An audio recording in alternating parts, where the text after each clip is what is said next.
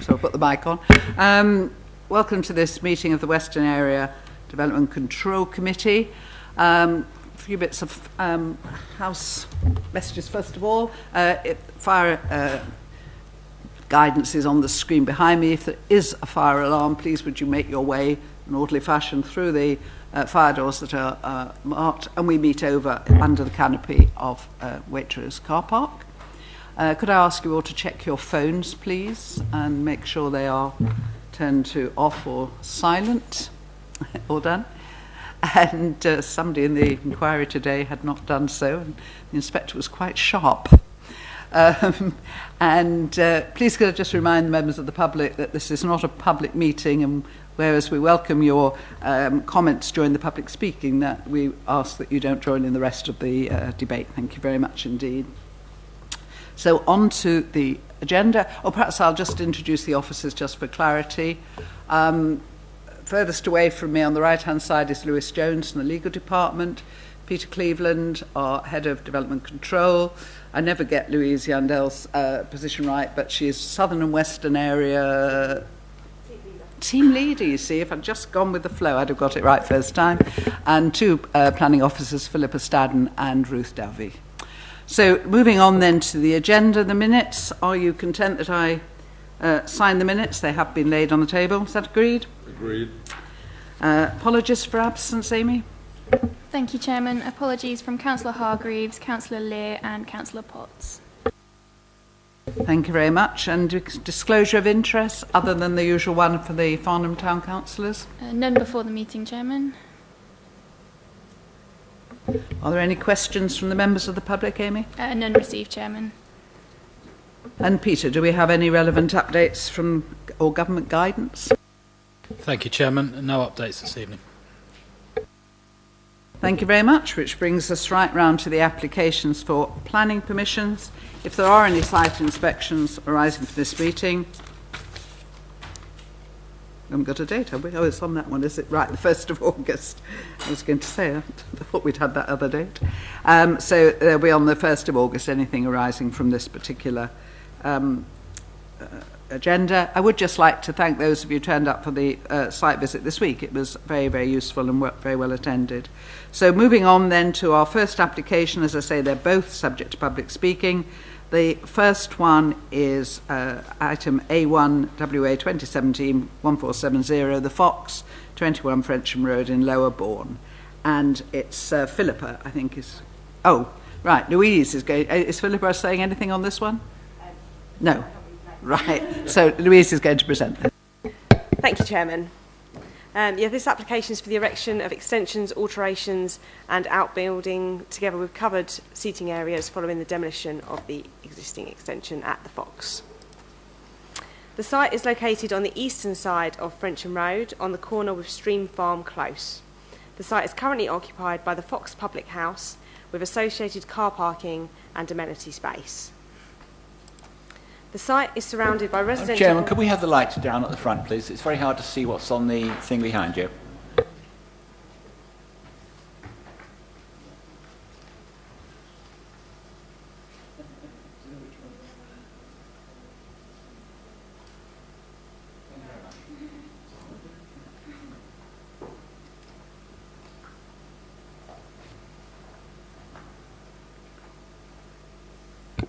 I'll just start again for you. The site is located on the eastern side of Frensham Road on the corner with Stream Farm Close and is currently occupied by the Fox Public House with associated car parking and amenity space. The site is surrounded by residential properties to the north, west and south. To the immediate east here is South Farnham Infant School and its associated playing fields. These photos are taken from Frensham Road. This first one is taken looking north-east, looking towards the existing buildings. And this photograph on the right shows the area which is currently in between the existing pub here on your left and the outbuilding here on the right. These photos show the existing gardens. Some of the works proposed as part of this application have already taken place on the site, including the erection of 3 cabanas, which you can see here, and a toilet block. A play frame has also been erected on site, which you can see in this photograph here. This does not form part of this application, and I'll be going into more detail on this later in the presentation. These photographs are both taken within the amenity area of the pub itself, looking towards the north, and the existing buildings are in the background here and here. There is an existing outdoor bar on site that has been erected. This is smaller and different in design to the one that is proposed as part of the current application. This photograph is taken from within the car park, which is positioned to the front of the site. You can see the garden here in the rear of the photograph. The proposal includes the demolition of an existing single-storey extension, which is currently positioned here, and the erection of a new single-storey extension, which is shown in blue on the block plans. This would include a glazed link and would link the existing public house to the existing outbuilding, which I showed in the photos earlier. An outdoor bar and grill is also proposed here, shown in pink on the plan just there.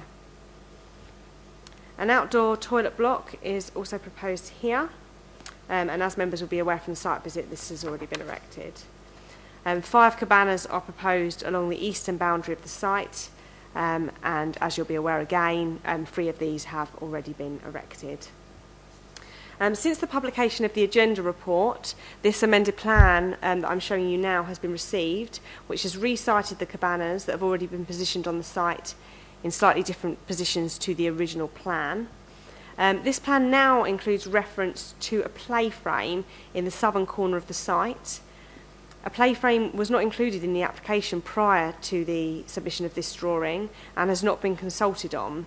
The Office of Recommendation is therefore being amended to recommend that permission is granted subject to the receipt of amended plans removing reference to this play frame from the plan itself. Turning to the floor plans, the extension would accommodate a new seating area and the existing outbuilding would be converted internally to create a new kitchen. Other minor alterations to the internal layout are also proposed. This slide shows the elevations. This is the front elevation, and here you can see in the middle here the link extension between the existing building and the existing outbuilding here. Just above the existing outbuilding, you can see the roof of the proposed outdoor bar and grill area. On the rear elevation, you can see the proposed outdoor bar and grill area and the link extension, which is just shown here. This side elevation is from the north, and there would be no alterations to this elevation at all. And this side elevation is from the south. On the south elevation, you can see the link extension here and the side of the outdoor bar, which is here. This shows the elevations of the toilet block and the cabanas, along with an artist's impression of one of the cabanas. This slide again shows some more elevation of the cabanas with another artist's impression.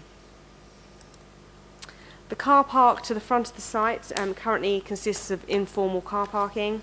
As part of the proposal, the car park would be formalised with painted lines to allow a more formal arrangement to get more cars into the car park. A landscaping plan has also been submitted with the application.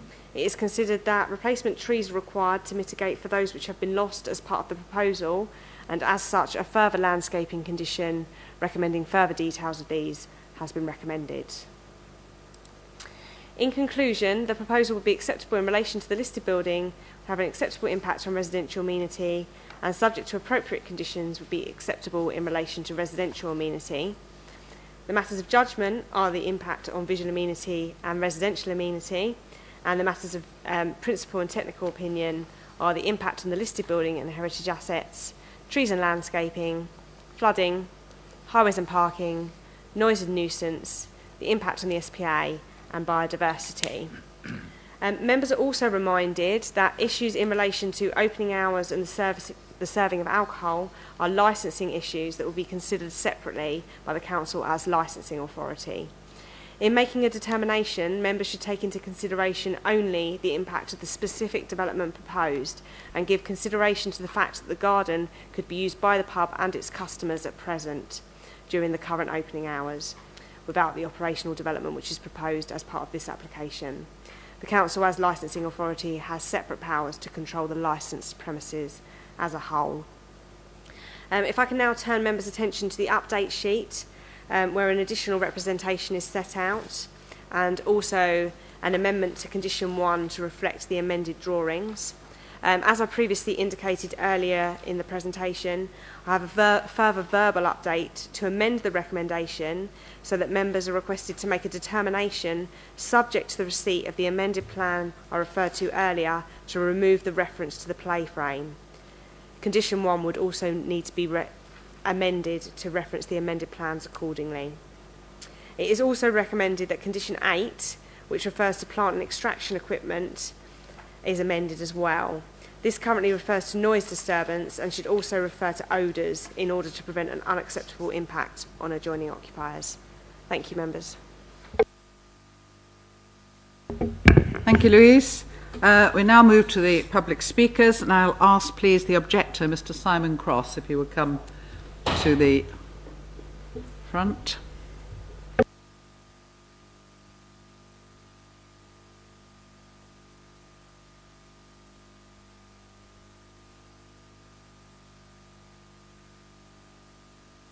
Thank you, Mr. Cross. You have 4 minutes from when. No, I'm just about to tell you, Mr. Cross. If you sit down, I will explain how it works. Right, you have in front of you a long button, and below the little lights and the red and green dot, there's 2 buttons. It's the long one, and when you press the long button and the microphone comes on, you have 4 minutes from when you start speaking.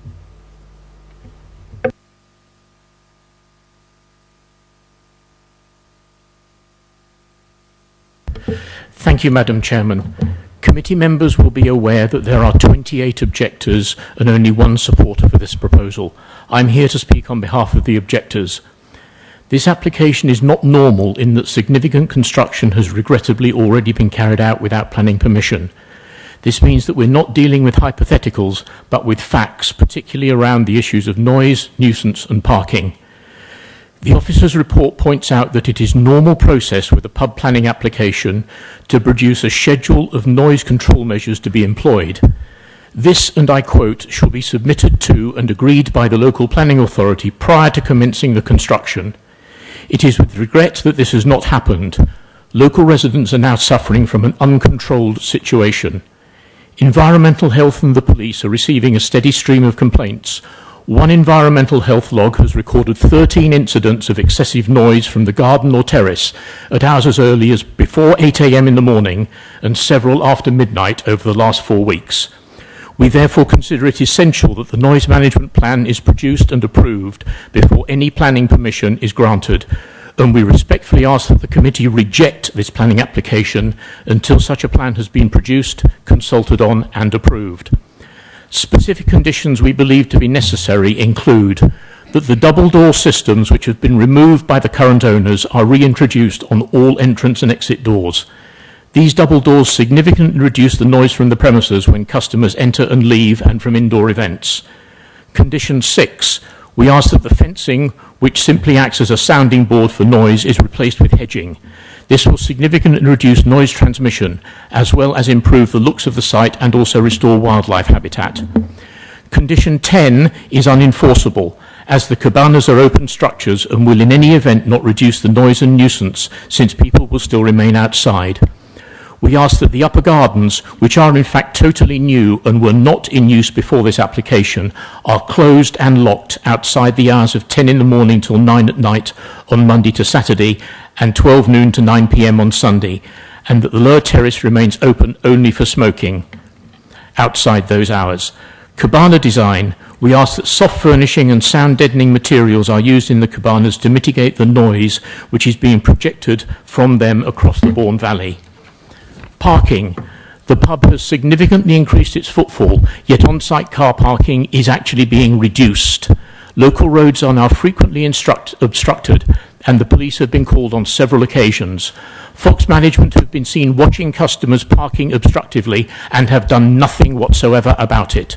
We ask that the car park management plan requires that the Fox have a parking marshal on duty for all occasions when the car park does not provide sufficient customer parking, and that this marshal ensures that customers park responsibly. Previous licensees did this. Longer term, all parties agree that the placement of bollards in the pavement along the length of the double yellow lines is the only way to guarantee no parking, and the Fox has offered to fund these. Thank you, Fox Management. Residents have lodged a unanimous petition on this subject with Highways, and there is a policy document on the Surrey County Council website concerning bollards and their placement, and the situation at Stream Farm Close fully meets these requirements. We therefore ask that planning permission is withheld until this matter is resolved, since the parking is now extremely dangerous and traffic flow and residential access is impeded. We also ask that two other conditions are applied, which we were promised would be made. First, that contractors are required to use the Fox car park and that all materials are stored on site. Second, that should additional neighbourhood parking control measures be required, that the Fox pay for these. I know that licensing will be heard in another place at another time, but that has obtained 24 objections and no statement of support. Thank you for your time, committee. Thank you, Mr. Cross. If I could ask you just to press the button again and turn yourself off. Lovely. Thank you very much indeed.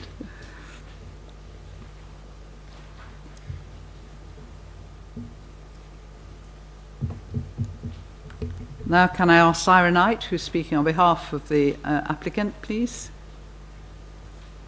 Somehow I think you might know how this all works, but 4 minutes again from when you press the big button.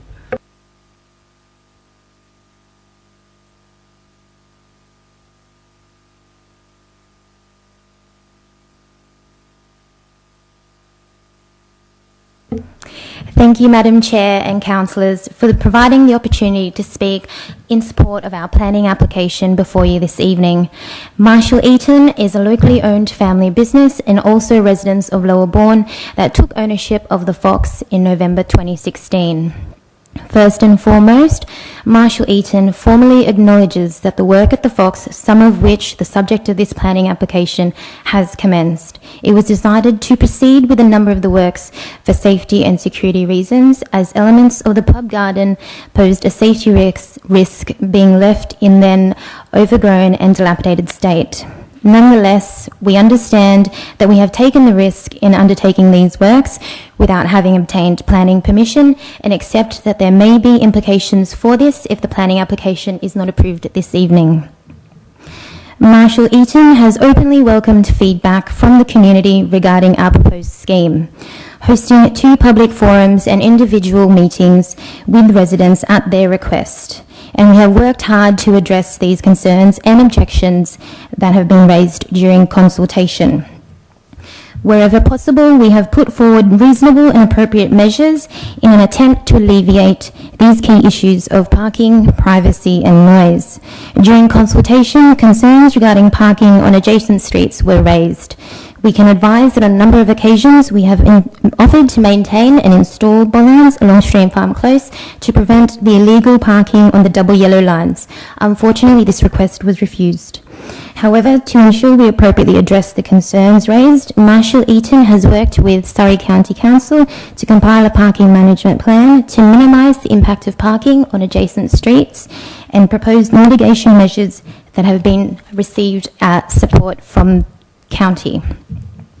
We have worked with the Council's environmental health team to draft an appropriate noise management plan, and this draft has been supported by the Council's environmental health officer, and this draft plan will be enforced by the Fox should our planning permission be granted.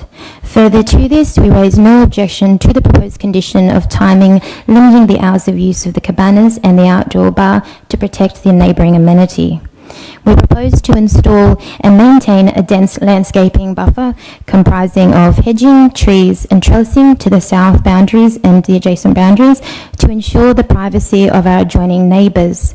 Additional trees will also be planted within the site to replace the trees lost due to the damage caused by the landscaping firm that was originally engaged to landscape the garden. We note that officers have recommended a condition requiring the installation and maintenance of this garden, and we support and welcome the imposition of this condition.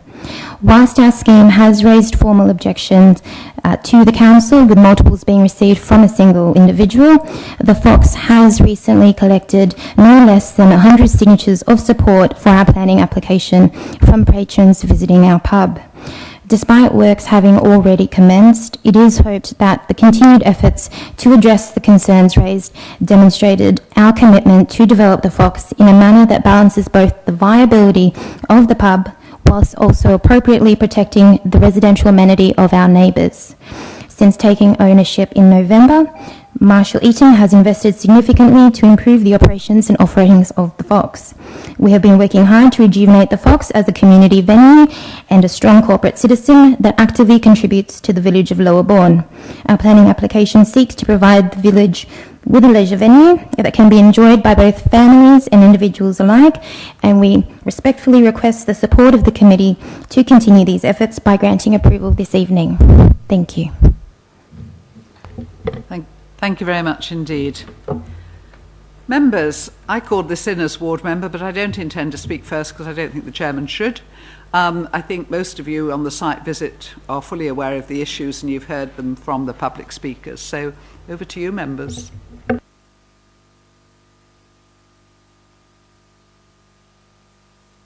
Councillor Frost. Nobody else wants to. I've known this pub for many years. We used to live in Lodge Hill Road. We used to visit the Fox. I've always thought of it very much as a typical country pub set in a country environment.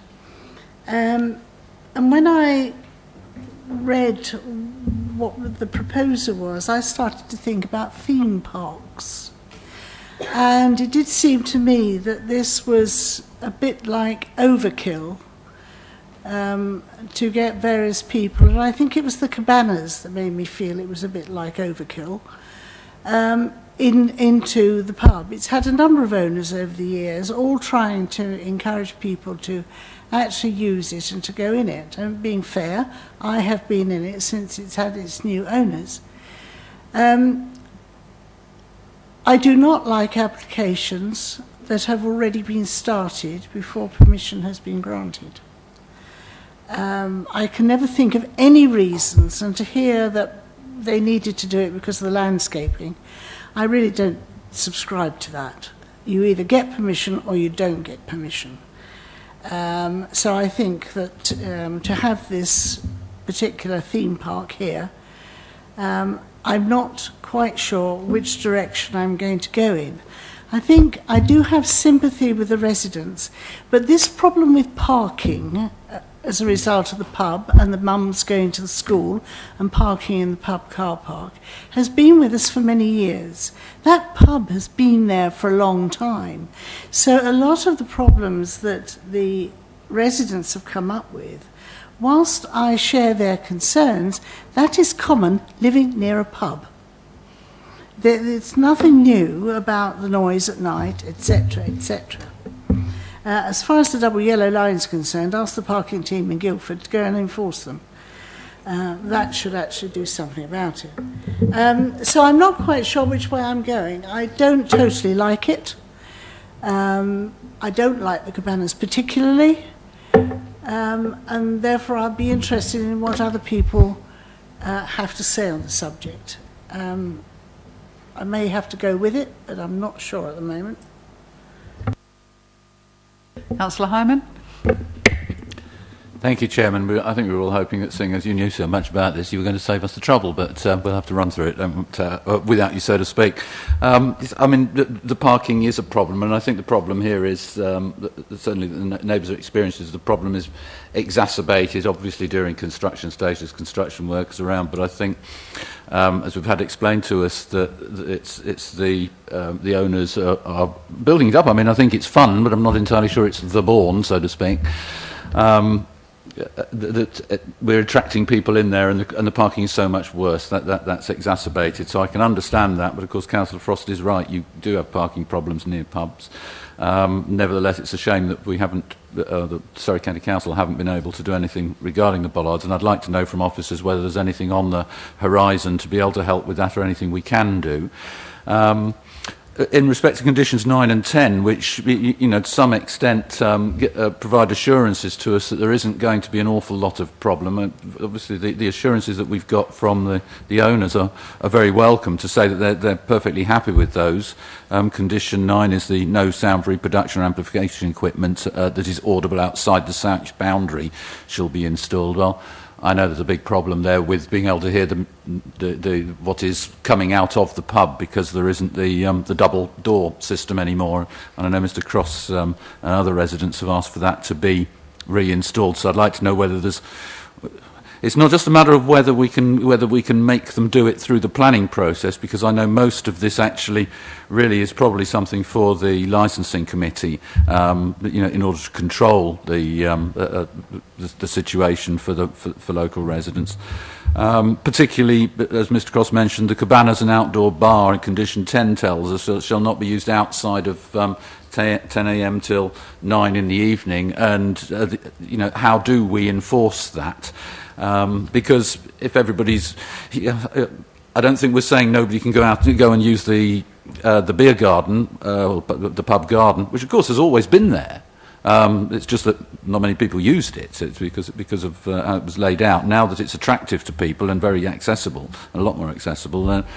Obviously, people can go there. If we're saying, well, you can't sit inside the cabanas, but you can stand outside and shout, I don't think that particularly helps the neighbours a great deal, unless we have some sort of, as has been suggested, lockable gates on the garden itself. I'd like some clarification myself, particularly in respect of, I think we did ask for it at the site visit. There was a Nissan hut-shaped thing, semi-rounded roof, a hobbit house. How did I forget? I do apologise. A hobbit house, and particularly, I couldn't stop. The minute no one was looking, Councillor MacLeod had to go and jump on that climbing frame, and of course I had to accompany him in order to make sure he didn't break anything or hurt anybody. And it is extremely close to the windows of the neighbouring property on the main road. So, I mean, if we could ask them to move it, but from what I've heard, that's not part of the planning application. I'm assuming that what the officers are implying from that is it doesn't need it, and it can be there. Can we ask them to move it? Yes, we could ask them to move it away, but nothing to do with us, would I suggest, that this evening, that element? If I'm reading it correctly, it's part of a separate planning application. It's being removed from these plans altogether. As a suggestion, we're asking for revised plans, but it will come in again, surely, if it needs planning permission. That's the clarification I'm asking for. Is it going to, or does it not need it? It definitely needs planning permission. Both the Hobbit House and the play structure that you can see in this photograph here have both been installed on site without planning permission, and they do not form part of this application that you're considering this evening. So they will have the option of putting in a separate planning application for them, which we will consider separately, or removing them from the site. Thank you. I wasn't aware that they did need planning permission. That's what I wanted to know, really, what I was asking. So that will be coming to us on another time, and we could ask it to be moved then, so we don't discuss that now, I assume. I'm wondering whether it's possible for us to run through, obviously I don't want to talk all night and you don't want me but to run through the issues which Mr. Cross did bring up in terms of whether we can do them and whether we can't, to try and satisfy some of the neighbours' concerns, Chairman. But I'll leave it there for now. Yes, thank you. I did say I would speak now, just a little bit, just to fill in the background, and I was also going to do what Councillor Hammond has asked, which is look at the conditions and see what we can do, because yes, the pub has always been there, but I've represented the Bourne for a long time, and I would think in the 18, 19 years I've been representing the Bourne, I've had half a dozen, if that, comments about noise and any other problem with the Fox. In the recent 6 months, I've just been inundated. So there is an issue. Now, the last thing I want to do is scupper a business. You know, passionately wanting local businesses to thrive and to survive. But you cannot do that at anybody's expense. You have to still remember that what you're doing is running a business, but it's a business in a residential area. And so there has to be a trade-off, and that's why I agree with Councillor Hyman. I think we should look at the conditions and see what we can do to mitigate what is already in place, and so to work out how best we can balance the need for the pub to make a profit and thrive. We all understand that, but the need of neighbours to have a reasonable standard of life. And certainly I'm delighted that that frame is going to come back in as a separate planning application, because you're right, Mr. Hyman, it's far too close to the boundary and completely looks into the next door cottage. There's an awful lot of things on landscaping, so I wondered if we could perhaps go through and just see what we can do. I don't know if anyone wants to speak before we do that. Who's that? Councillor Hodge, would you like to speak first? Thank you, Chairman. I certainly don't condone building without planning permission. I think that's deplorable. But I have to say, having done the site visit, I think they've taken quite a creative approach to their outdoor area. I know there were trees there before, but they didn't have any preservation orders on them, as far as I know, so they were entitled to remove them. This pub is a community asset that has struggled in the past on several occasions, and I think taking a creative approach to stimulate business needs to be done.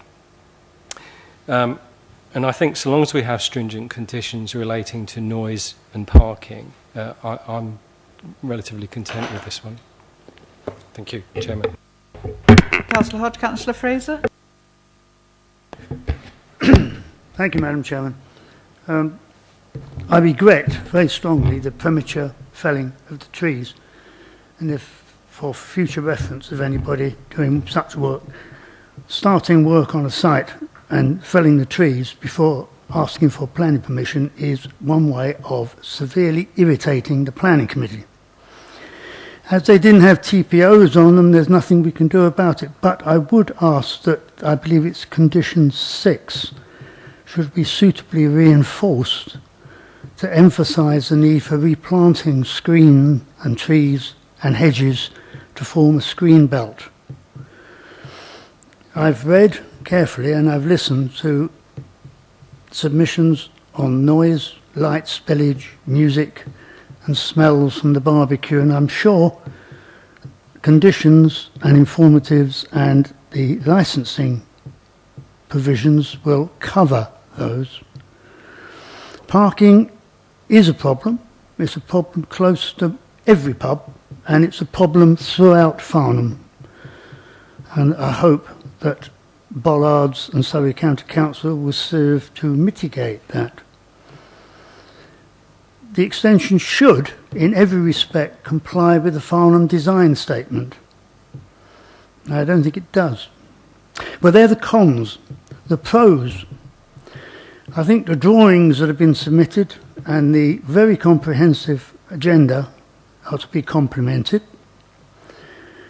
From my own point of view, I live close to a pub, the Alma in Upper Hale, and I can sympathise with some of the points made. But I would give anything for an ounce of the entrepreneurial skill that's being put to the Fox to be applied to the Alma. It's enviable. It's good to see pubs cared for and turned into a prosperous business, serving decent food and catering for children. Family-orientated environment doesn't necessarily involve putting a climbing frame right next door to your neighbours. But they're the plus points, and in my opinion, they outweigh the con points. I will be supporting this. Thank you very much. Can we perhaps just go down some of the conditions? It answers some of the questions that Councillor Hyman asked about what Mr. Cross said, and I think if we look at the conditions, because I think what we are trying to do here is minimise the disturbance. We've already heard that the frame is going to be removed from the plans, and the officers have changed the first condition to, correct me if I'm wrong, Louise, to ask for new plans, taking that out of the existing plans for this planning permission, and then they'll be in with a separate one for the Hobbit House and the Fort. And of course, the position of that can be debated at that point. Materials, I think we're all quite happy with, are we, in the sense that we know what everything is and they're going to be checked. I have a problem with this 2 months date because of the position we're in. You know, the building has happened, they've got the cabanas, we've had the parking. So I think 2 months is too long a lead-in. I don't know if anybody else thinks this. I think we should have up front all these documents that we're asking for. So I'm thinking about the parking. Have we got that yet? It says within 2 months, you know, for the layout of the parking, the highway safety, the car park management plan, all of these things that are 2 months. I feel that's far too generous a time, given that the work has been done. Does anyone else agree with me on that? To see if we can shorten that time. What would be a reasonable time, Louise? I would recommend probably a period of 1 month to enable them to carry out the works, and we have already had the details, so that should be a reasonable amount of time to enable them to do that. Landscaping is obviously something, you mentioned putting something into condition 6, I think, but I think what's come out of both Mr Cross's presentation and I think one or two, certainly Councillor Fraser, is that, you know, the fencing that's there acts like a sounding board, and we do need hedging, mature hedging, to replace what's gone, to try and, those of you who don't know the Fox and haven't had the pleasure, it is sitting at the bottom of a great big bowl and the sound just bounces off. So the letters I've had come from as far away as Aveley Lane. It's not just Stream Farm Close and Fox Road. You know, the way the sound works there. So anything we can do to stop the sound bouncing off hard surfaces. So what have we got in landscaping? Is that firm enough? I'd recommend rewording the condition to say within. Are you happy with within 2 months, or do you want to change the date of this one as well? I'm not so bothered about Okay. So within 2 months of the date of this permission, a detailed landscaping scheme should be submitted to and approved by the local planning authority in writing, which shall include boundary hedge screening and advanced nursery stock sized trees, and then continue as it has already been set out. Thank you. I think that's a start, isn't it? Can we just go down to the 8? You're adding odours. Noise management plan. So again, we want that. I think you said you'd received that. Have you in the noise management plan? No. Have you got that? We've got a draft one. Yes. Draft one. So yeah. Can we get that agreed fairly quickly? Odours. The ones that I think Councillor Hyman mentioned, 9 and 10. You know, they're a bit sort of brief, to say the least. Is there anything we can do about that, or do you think they will be strong enough? And I know the Vice Chairman would quite like to put in bank holidays just clearly with the Mondays to Saturdays. Yeah, we can add in bank holidays to condition 10, which will be between 10 a.m. to 9 p.m. Mondays to Saturdays, and including bank holidays. With regards to the actual wording of the conditions themselves, officers consider that they are clear and enforceable as they are. Councillor Story, you wish to? Thank you. Just reading condition 9, I don't think it's even feasible. According to this, you cannot walk along Frensham Road and be able to hear the music from inside the pub. I don't think that's possible. That condition needs rewording. You're the second councillor who's raised that this evening, and we've both been reassured that the wording is okay. Is there a final word on this, officers, or you're sticking by your guns? I mean, this condition has been recommended by our expert environmental health officers, so we've taken their expert opinion. Councillor Isherwood? Thank you very much, Madam Chairman. Just a reassurance that all the conditions on noise and odour and everything else will come before the licensing committee, and they can put their own restrictions on things as they see it, both from the environmental point of view and everything else. We mentioned the Farnham design statement and the addition of the new kitchens and everything else and how they'd be joined. I was at Undershaw last night at Stepping Stone School. It is really worth looking. There is an 1890 building, beautifully restored, with a glass annex connecting the new school building. Looking at it is to see Undershore in all its glory, and it really, old and new, go together very well. And I think this will go together very well. It will certainly improve the street scene. Like others, I don't like the bully boy technique of doing things and then putting in the planning application. That is not something I like.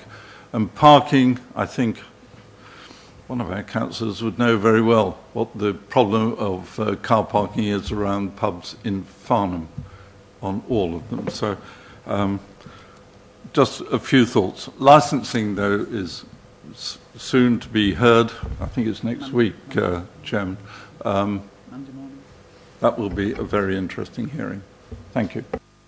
Thank you, Ma'am. Does anybody else wish to contribute, or shall we try to go to the recommendation with all the revised conditions? Councillor Hyman, you wish to come back? I'm sorry, I just wanted to make sure that we had covered the points which have been raised with us by by Mr. Cross, by other objectors. In respect of the condition 7, because the pub's serving drinks after midnight and there is an awful lot of noise there, we're being asked, I think, that, if I can just read this, what we've been sent, that planning permissions deferred until noise management plan is produced and agreed by the LPA. I don't think it actually makes any difference, that, does it? I mean, we'd just have to come back in front of us after we've read a document which you've already seen in draft. So I don't know that we can really do much about that. Asking also that the windows are replaced with double glazing. Is that something that we can go, and a double door system? Can we go near that, or can we do it? I mean, if we can do it and it's reasonable. Officer? Well, with regards to double glazing, that may not be appropriate for the listed building. And with regards to the double doors, whilst internal alterations may require listed building consent, we would only be looking at the impact on the listed building, and they can remove their double doors without planning permission effectively. So unfortunately that's not within the planning committee's control. And soft furnishings in the cabanas, can we do anything about that? I wouldn't mention cladding. Well, officers have recommended that they're not used after 9 p.m, so the noise is restricted outside of the sort of more sociable hours. And I think it would be unreasonable to request certain soft furnishings in there. Lockable gate? Lockable gate, do we do that? Or I mean, it's obviously captured in a way in the times, but if those times, lockable gate means that actually somebody's obeying it, people aren't going into that garden. Yeah, let the officers... So with regards to locking of the garden, unfortunately we don't think that would be reasonable either. Whilst that part of the garden wasn't used previously, it could have been without planning permission. So what we need to have regard to is what the lawful position on the site was before this development. So we should restrict any conditions to the actual development that has been proposed, which is why we have sort of put the specific conditions on the cabanas themselves. Sorry, Chairman. No, I really probably have more than your fair share, Councillor Hyman. I was going to ask Councillor MacLeod. Yes, he can put some of your points. He's trying to instruct me what to say. Sorry, Chairman. I just wanted to say a comment in relation to the parking, Chairman. I think it's true to say that some of the problems can be overcome through licensing, the noise problems and so on and so forth. And it's all very well to say that every pub causes parking. But as Councillor Fraser has said, actually, this pub has been dramatically improved. I mean, I was very impressed, actually, with the quality of the work. I can actually see hundreds of people in that garden in evenings and Sunday afternoons. And that car park is just wholly and utterly inadequate. It wasn't adequate before. It's going to be a great deal worse now. And I think parking is something that will be very difficult to overcome, and I'm very sympathetic to the locals on that one. I don't know what we can do about it, but I think it's a problem that we're not really figuring out here what we can do. I think that this area will become absolutely terrible for parking, in my opinion, due to the success of the pub. If you lifted this pub and put it somewhere else, in a more appropriate location, there would be no objection to it at all. It's very good work. It's going to be a very attractive pub. It's going to be very attractive to families. but it's going to cause an enormous parking problem in that area. And the car park's not adequate for the old use of the pub, and it's going to be far, far worse. If you stand down that garden and imagine the number of people that are going to be using the pub, it's just going to be hundreds of them sometimes. So that's my biggest concern. I'm not suggesting any remedy, but I would just want to express it as a concern. I think in the long term it's going to have to be education. There are plenty of places to park, but you actually have to walk a little bit, having parked your car. And we're going to have to teach people that, they don't have to park within 50 yards of the front door. There is a possibility of walking. If you go to a town centre pub, you park in one of the car parks and walk through. So, parking is an issue. And, it is going to be something we're going to have to work on over the months as it develops. But certainly, and I can speak for the residents here, there have been some dreadful examples of antisocial parking. People just, because they're having a good time, work on the assumption that they can affect other people, and you can't. As you grow up, you're told that, aren't you? Yes, you have good time, but you've still got to bear in mind that there may be somebody that you're affecting badly. And I think this is something over the months we're going to have to work on as a community. I'd like to move to the recommendation now. I think we've probably done everything. It's quite complicated simply because we've got all sorts of little changes. The recommendation remains as it was on page, let's get my page right, page 30. Is that right? That permission be granted, but it's subject to the receipt of amended plans, which removes the reference to the play frame. And that's partly on the update sheet.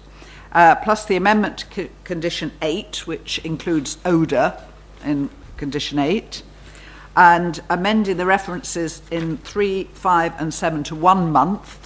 Those are the rather crucial sort of plans that we need earlier. And in 6, we're not necessarily bringing that forward because we'd rather get the landscaping correct. But we are saying that we do want some boundary hedge screening, partly for the screening effect, but also for the noise reduction, because at the moment it really is just like a sounding board.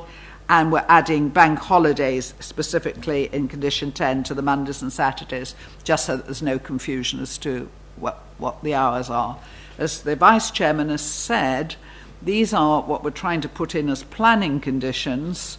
On Monday morning there will be a licensing hearing where we will put in licensing conditions. So we hope between the two that we can end up with something that's going to be acceptable to the community.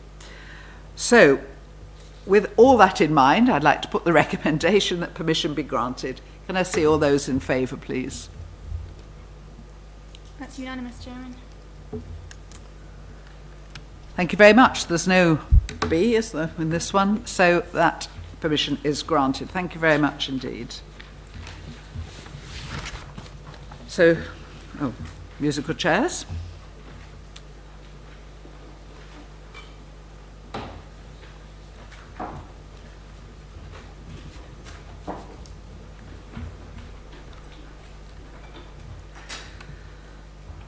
Moving on then to item A2, WA 2017-0357, the erection of 2 dwellings with associated carport following the demolition of the existing garage and erection of an attached garage to serve the existing dwelling in replacement for that one, together with associated works, as amended by plans received on the 25th of April at 11 Little Green Lane in Farnham. And is it Ruth? Right. Actually fits what I've got on my plan. So Ruth is going to introduce this one to us. Thank you. Thank you, Chair. The application site is located on the western side of Little Green Lane. It currently comprises a single dwelling that is set back some distance from the front, with access provided just to the south of the frontage. It has a long rear garden, and it also has a garage located just behind the existing dwelling. This aerial photograph gives you a bit more context to the site. You can see that along this part of Little Green Lane, there you have your frontage dwellings here, and set back behind, there is a significant amount of backland development many of these properties, well, all of these properties are accessed via drives that come off Little Green Lane. And to the rear of the site, this is the playing field of St Peter's Primary School. This is a view showing number 11 Little Green Lane, the existing property within the street. This is the side elevation of number 11 Little Green Lane, so you can see the existing garage here and the car parking associated with the existing property. This view is taken sort of halfway back into the garden, looking towards the rear boundary of the site, which is actually beyond that first hedge you see and is more on the point of where you see those mature trees. Photo C is taken from the rearmost part of the site, looking towards the two neighbouring properties whose rear elevations face the rearmost part of the site. Photo D looks in the opposite direction. This is Pine Tree Corner, and this is the property that is located to the south of the site at the rear. Photo E shows you the boundary treatment between number 11 and number 11A, Little Green Lane. So the proposal is for a pair of semi-detached properties that would be located on the rearmost part of the existing garden. The dwellings would be accessed via the existing access, but with slight changes. So the access way would be widened, and there would be a condition added to the permission to ensure that there were sufficient visibility displays. 6 car parking spaces are proposed in association with the new dwellings, so there would be 2 running down the northern flank elevation and 4 in front of the new dwellings and behind the new rear boundary of number 11. And in the centre, the shaded part you can see there is a carport that would sit over 2 of the car parking spaces. As a result of the providing the access way to the dwellings at the rear, the existing garage number 11 would be removed, and as part of the proposal, it's proposed to replace this adjacent to the boundary of number 11A with additional car parking proposed. And you'll see that properties have rear gardens, and there are some existing trees on the rear boundary, 2 of which are proposed to be felled as part of the scheme. So these are the elevations and the floor plans, so relatively traditional in appearance, and both properties would be 3-bedroom. Officers consider that the quality of the accommodation in terms of room sizes, size of overall dwellings, outlook, and levels of light is adequate. These are the elevations of the carport, and you can see that the carport has no walls. It's open on all sides.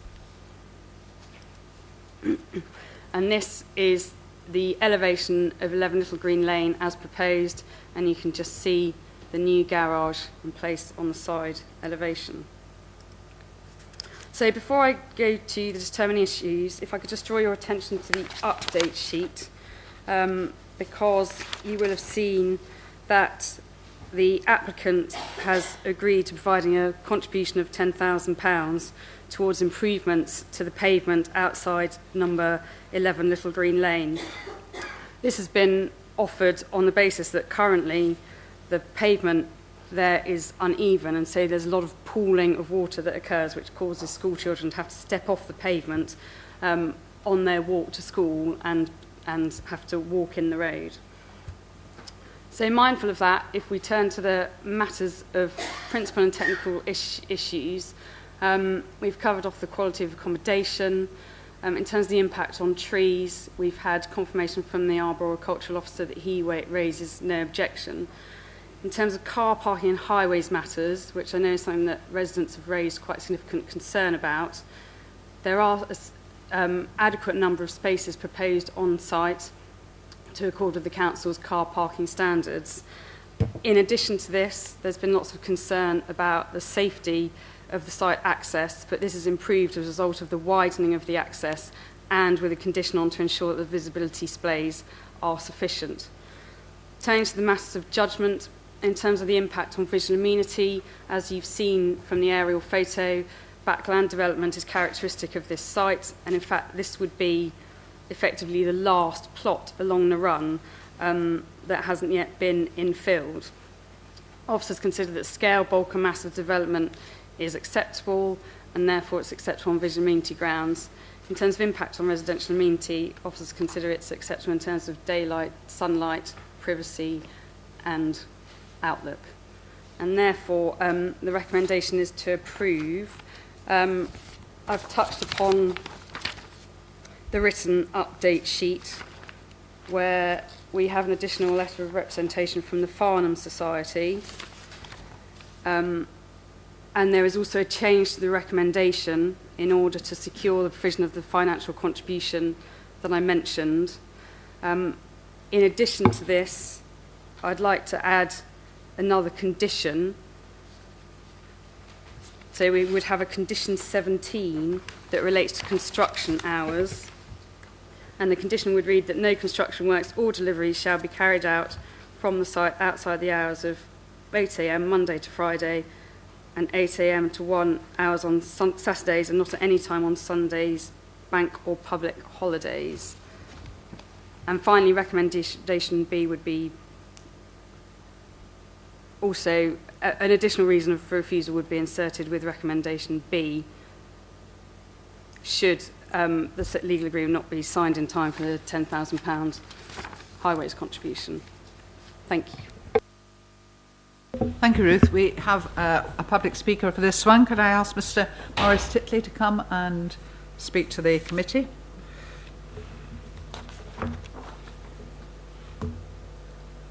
You've probably got the hang of it by now, but it's the long button and it's 4 minutes from when you press it. Good evening, councillors. My name is Maurice Titley. I live in Little Green Lane and represent a majority of the neighbours from the road neighbouring the proposed site. This proposal is to take the majority of the garden of 11 Little Green Lane and fit not one house, but squeeze a pair of semi-detached houses onto it. It isn't surprising that 12 households surrounding the plot have objected and view themselves as impacted by this unnecessary and gross development. The objections by these households can be summarised as objections to the principle and objections to the adverse impacts that the development will bring. The planning officers have confirmed that this is not previously developed land, and as such it is garden grabbing. This proposal has attracted 12 objections from neighbours, which is entirely the kind of situation envisaged when the National Planning Policy Framework was amended by the government in 2010 to discourage garden grabbing. The specific nature of this proposed development is entirely uncharacteristic of this side of Little Green Lane, because previous backland development has taken place across much larger spaces, spread across multiple gardens, and created detached houses with sizable plots. These proposals squeeze 2 dwellings into just one garden in clear contravention with the Farnham Design Statement and hence the new Farnham Neighbourhood Plan FNP1 policy of maintaining the pattern and scale of existing development. The proposed development offers little benefit to the local area, given it creates 2 small semi-detached houses that only just exceed the minimum floor space of the National Space Standard, in plots that are minute, shaded and with largely unusable amenity space that has a 4-foot rise and is thick with trees. The trees are not just on the boundary, it is unusable, an awful lot of that space. The proposals require the removal of several trees which will change the character of the area. The adverse impacts of this proposal are significant. The impact on the outlook to Touchwood on the northern boundary and the overshadowing of the front door and hall of number 11A is hugely material for those residents. There is also a significant impact on the privacy of the garden for the residents of Chatsfield from overlooking from the proposed first floor windows. Even more importantly, in our opinion as residents, this development will result in a deterioration of highway safety, primarily due to the fact that the number of families navigating the access lane around school run time can be expected to triple, and the new access lane will be heavily ramped, making it even more dangerous as occupiers' cars nudge out between parked cars and across the hugely busy footpath onto the congested road. Little Green Lane is a nightmare at school pick-up time of day. As most of the 12 objecting households have stated on record, the site has to be visited at school pick-up time to appreciate the increased risks that will be introduced by adding yet more traffic at this particular point, with cars struggling to cross a footpath that's being crossed by a narrow funnel of children, pushchairs and scooters. The improvements that have been mentioned will have no impact on that. Puddles are not the problem. This is an accident waiting to happen. In summary, this application should be rejected in principle. It is in contravention of the adopted Farnham Design Statement and hence the new Neighbourhood Plan Policy FNP1. And it clearly represents garden grabbing in the face of strong local opposition in contravention of the National Planning Policy Framework. This application to create not one but two dwellings in such a garden area should also be rejected for its adverse impacts on outlook and privacy of adjoining properties and also for its unnecessary increased risks that will be caused to children and pedestrians walking across the newly proposed access lane. Please vote against this application. Thank you, Mr. Titley. Members, Councillor Ward. Thank you, Madam Chairman. I am the ward councillor and I called this in because I'm quite uncomfortable with it. Number of reasons. If we look at the Farnham Town Council objections, broadly it is out of character with the area. It is clearly overdevelopment in a very cramped space.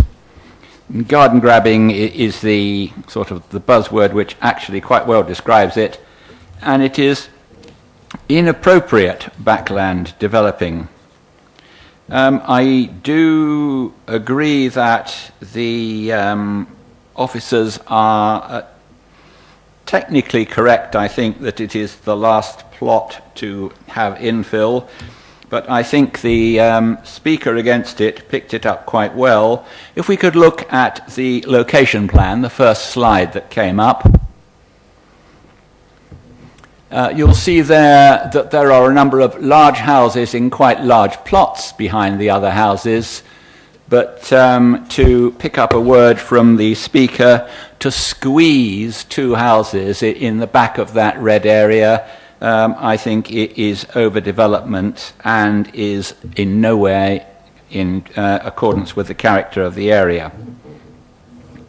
Moving on to the update sheet, I think the Farnham Society have put in a very comprehensive and very lucid objection. It does affect the sylvan nature of the area because the trees are going to be chopped down, and there is concern, I personally would have no doubt, that the root areas of many of those other trees will be affected, and effectively it will be denuded of trees fairly quickly. The access lane is a thin lane against a wall, no passing places for 3 dwellings, so we're going to have 6, 8, 9 cars coming in and out of there. And I think a very, very valid point made by the speaker was that they're very likely to be coming in and out at school time. There is already a problem and potential difficulties with walking down that pavement at school time. If we have a problem, I am quite opposed to anything that's going to make it worse. Quite rightly, the officers have said that this is not classed as previously developed land and is therefore, I stress, not a priority location to develop because it is not a brownfield site to which we should be giving priority to building on brownfield sites. I think it is intrusive on the 2 houses at the back. Chatsfield and Touchwood, it is going to be overlooking them and is probably going to be taking some light from them. I also noticed a small but perhaps pernickety point that one of the bedrooms is smaller than standard.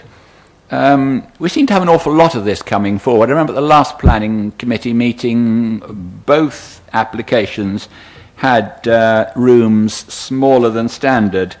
If we're going to consistently allow things smaller than standard, then that's fine. Let's change our standards to reflect the fact that that is the standard rather than continually having, shall we say, changes to standard. I think If we could go perhaps, please, to the block plan, which was up on the board before I asked you to change it. That one. I think that really summarises the big problem, and squeeze was a wonderful word used. Behind houses, when there has been backland development, there have been reasonable-sized gardens and reasonable-sized houses, decent amenity space, and again, the speaker against this was quite right. It is sloping there. There is not an amenity there for 2 3-bedroomed houses to have reasonable amenity space. I think probably I'm going to wind down at that. The impact on visual amenity, I think, is very much subjective, and I personally find it wrong. So for a number of reasons, overdevelopment, out of character, size and mass, amenity space, extra traffic on a school run, I am opposed to this development. Thank you, Chairman. Thank you, Councillor Ward. Just before I take Councillor Frost, do any of the officers want to come back on the sizes, basically, of the bedrooms and that sort of thing? Thank you, Chairman. Sorry, I'll pick up on it. In terms of the bedroom sizes, this is a matter we discuss at a lot of committees. It's not a standard. They're national guidelines. They're not adopted at this stage by Waverley as a standard. We've tried and pushed them at planning appeal, and the inspector has pushed back against us in terms of those decisions. We sometimes use them to demonstrate when things are too cramped and as a sort of supporting justification. But in terms of actually relying on them fully, we can't insist upon people using them until we take that forward. It is an intention through the local plan part 2 to bring them into adoption, but without that policy support, it's not a standard, it's a guideline, and a minor, or not meeting them by only a small amount, cannot be a substantive reason for refusal. Thank you, Chairman. Thank you, Peter. Bring on part 2. Councillor Frost. Thank you, Chairman. I will be brief. I am going to vote against this application on the grounds of overdevelopment. I know this road very well, and therefore I think it's inappropriate to squeeze these houses in at the bottom of this. I'm not saying there is not room for one house to go in there, a modest house to go in there, because this is the last part of overdevelopment in that area, and there has been a lot of overdevelopment in that area, so I will be voting against this. Thank you very much, members. Councillor Hyman. Thank you, Chairman. Just to say I agree with a lot of what Councillor Ward has said there. I understand we don't in effect subscribe through our local plan to the national space standards, and until we do, and which are not in place, we can't use that as a reason, and it is only marginal there. But particularly FNP1, as far as I'm concerned on this, Madam Chairman, is respecting the pattern and scale of existing developments, is garden grabbing. I also have my standard response in such instances. I don't think that this fits in with Article 6.4 of the Habitats Directive, which allows us to gives an exclusion, basically, or an exception, so that we could allow such developments if we wanted to, if we thought they if there were sufficient imperative reasons of overriding public interest, and I don't. So we're voting against it. Thank you. Can I just warn you, Councillor Hyman, you are getting close to predetermination if you come in and say the same thing for every single planning application. So I'm just saying that, you know, it doesn't match your responsibility, not mine. Any other councillors wish to speak to this application? Oh, in that case, we might as well move straight to the recommendation. That was quick. Now it's a bit complicated. There's a revised recommendation A on the update sheet. That permission be granted subject to the completion of an appropriate legal agreement in respect of the SPA, and to secure the provision of a financial contribution of £10,000 towards highway improvement works. And there was an additional condition 17 regarding construction hours added to the list of conditions. So could I see all those in favour of that recommendation, please? None, Chairman. Do I have to do all against? Yeah. And all those against, please? That's 10, Chairman. Any abstentions? In that case, please could I have an alternative recommendation, and could you have a seconder? We'll take the reasons in a minute. Councillor Ward? Thank you, Madam Chairman. I'm sure I'll have a seconder, but basically that permission be refused because it is out of character with the local area, it is inappropriate backland development, it is overdevelopment of the site, and there is insufficient amenity space for the proposed residences, which is against the Farnham Design Statement, FNP1 at least of the Farnham Neighbourhood Plan, and I'm sure the similar paragraphs in the current local plan, and also the NPPF because it's on not on brownfield site. Not bad, considering I wasn't actually asking you reasons just at that point. Councillor Frost, you indicated you would second. Do you wish to add anything to that list of... Councillor Fraser, did you wish to add something? Yes, Peter. Thank you, Chairman. Ruth's currently putting some wording together. If I could just add to one point. One of the points was the amenity area in terms of the size. I just want to ask for clarification around that, because those rear gardens, they might be smaller than the surrounding area, but they are up to a depth of 10 metres, which is reasonably appropriate for a dwelling of this size. So I just want to be clarify is that sort of what you're justifying in terms of private amenity space, or is it because of the surrounding trees or something like that? I just wanted to be clear on what we've been there, because I don't think we could justify that part of a reason for refusal, but everything else is valid. Thank you, Chairman. Yes, I think, if we can't justify it, then take it out. But I think what most, if I'm listening to everybody correctly, is that it's overdevelopment because you're cramming in two, and therefore you've got half the amenity space that you would have anyway, and you've got the trees. So I think if that's what I'm hearing from everybody, they just feel there's too little space to put in two houses and two amenity spaces. Councillor Ward? If the officers are concerned that reason might get chucked out of appeal, I'm not going to go to town on it, but my thoughts were basically that the amenity space is out of character with anything else, and also I'm not just looking at square footage or square meterage or acreage or whatever. I'm looking at the sloping aspect and the overgrown aspect, but if officers are concerned that the inspector's just going to chuck that out, then I won't go to the wall on it. Have you had enough time, officers? We've given you an awful lot of words there. Ruth, are you going to give us a... Thank you, Chair. Yeah, so the reason for refusal that we've drafted so far is that the proposal, by reason of its cramped and crowded layout, would result in an overdevelopment of the site which is out of character with the surrounding area and would fail to make a positive contribution to the appearance of the area.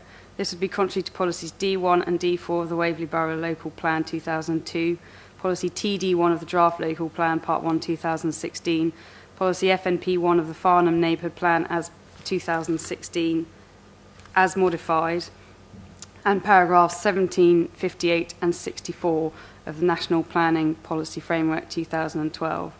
And your concerns about the garden area, etc., are sort of incorporated into the phrase relating to overdevelopment of the site. In addition to that, we would also need to refuse it on two more reasons for refusal, which would be the absence of an appropriate legal agreement for the funding for the highways improvements and for the SPA contribution.